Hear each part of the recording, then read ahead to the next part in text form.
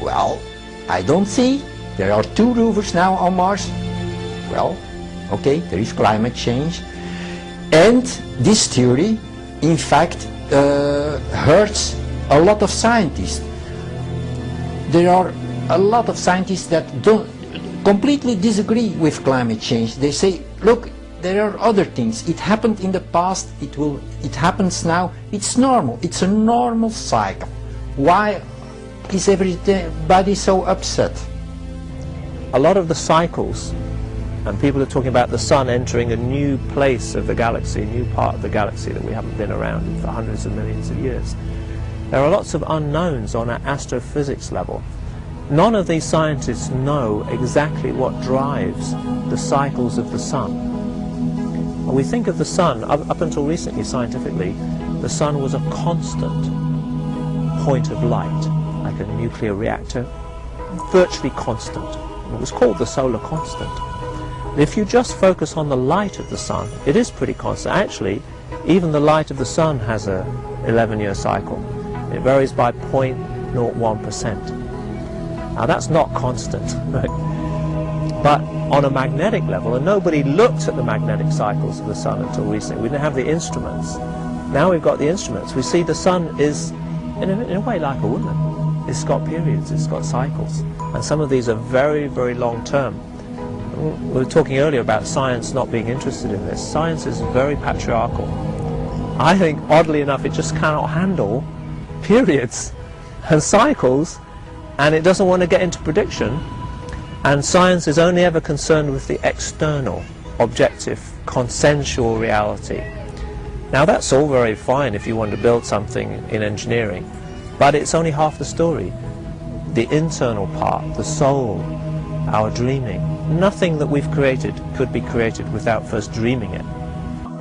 I have no doubt that it's the sun. And it's like staggering, isn't it? You know, it's like staggering. I sit back in amazement. Do you think that the sun getting stronger could affect temperatures on Earth? Do you think that's possible? I've noticed, you know, when I go out in the sun and the kind of sun comes out, it gets warmer. I noticed that. I think there could be some connection here. I mean, please. What's happening here is, instead of looking at this dispassionately, instead of trying to sell a manufactured problem for grotesque ends, we should be saying, hold on a second, what are the effects of global warming going to be? Because we need to start mitigating for those areas of the world that it's going to cause a problem for, and we need to start looking at how we're going to take great advantage of those things, the great things it's going to bring to other parts of the world. Instead of that, we're off on this carbon dioxide thing, and it's taking complete attention away from other things that we could be doing. What we're seeing today in terms of global warming and climate change and all the rest of it that goes with that, I do not believe is being caused by mankind in the emissions from our cars and factories and so on. I don't say that those things are a good thing, far from it. I think it's a disaster that we've used up so much of the Earth's resources so quickly. But those are not what are driving the change of climate on this Earth. It's the sun that's done it. Yeah, it's the sun, and the sun itself is being driven by cosmic forces as well. That we live within a universe of change, and it's foolish of us to think otherwise. When you look at the graphs of what they call sunspot activity, when incredible explosions of energy are being released from the sun, some of them the size of the Earth, some even the size of Jupiter, and that this is a physical expression of increased solar activity and increased solar radiation, which is brought through the solar system on what they call the solar wind.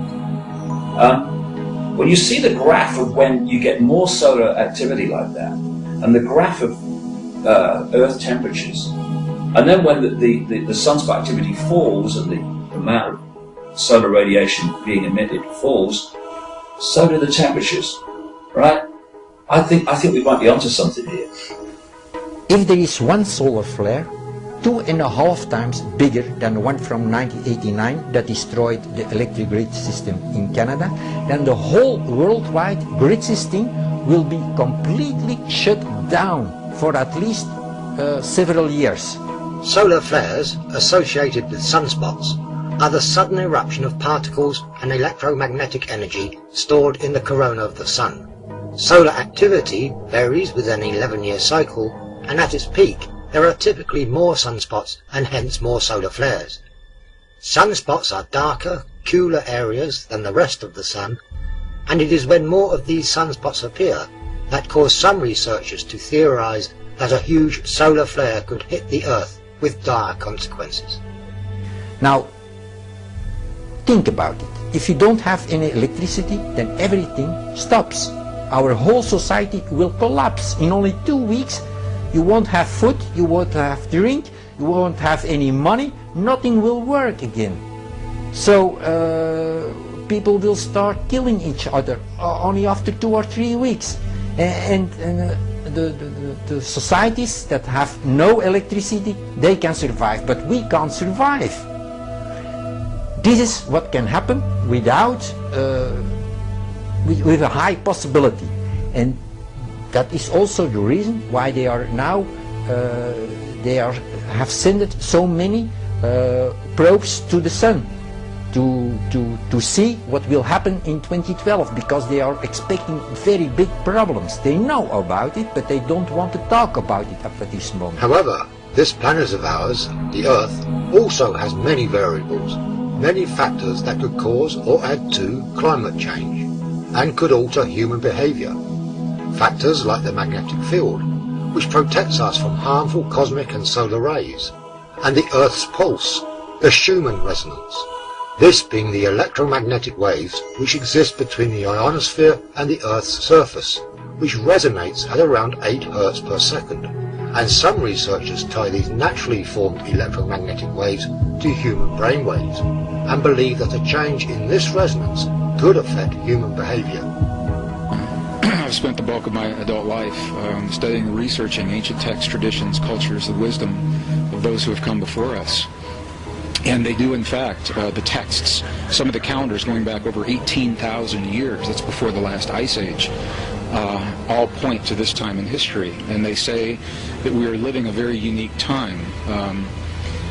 In the words that they left for us, they describe the time as a time of great change, and we've all heard about the prophecies that all converge in this moment in history. And that doesn't mean a lot to someone in the West, because we tend to discount those. As a scientist, what I can tell you as a former Earth scientist is that we are seeing measurable parameters that are changing and appear to be converging. For example, the magnetic fields of the Earth are in rapid decline right now. They reached the peak about 2,000 years ago. They have declined consistently, never looked back since then. We are now at the lowest magnetic point in global magnetics that we've been the last 2,000 years. In the geologic record, we can see this has happened at least 14 times in the last 4.5 million years. It generally, in the past, has been a precursor to what scientists call a reversal or a flip in the magnetic fields of the Earth. Not the Earth physically, rather the energetic sense, the field itself. And it's got to be a really weird day, the day that this happens. People obviously have lived through it before. The Hopi have talked about it in their traditions. Biblical traditions talk about this in Egyptian traditions. What we know is that the magnetic fields in our bodies are very closely related. That a change in the magnetic fields of the Earth affect our dream states. And people are talking about having very, very intense, very vivid dreams, sleep patterns, time and space. People feel that time is speeding up. So in addition to the magnetics dropping, there's a second parameter that the ancients called the heartbeat of the Earth. Scientists first measured this directly in 1899. It's a fundamental pulse of about 7.8 cycles or hertz per second. So it's just it's a constant pulse. And we believed that it was so constant it would never change. And we built communication systems, we built military weaponry based on this pulse. All up through the 1940s, 50s, 60s, and the 80s and 90s, that pulse began to increase. Our bodies, our cells, are tuned to this fundamental pulse of our Mother Earth, as the ancients said. And that our metabolism, our bodies, our rhythms, our cycles will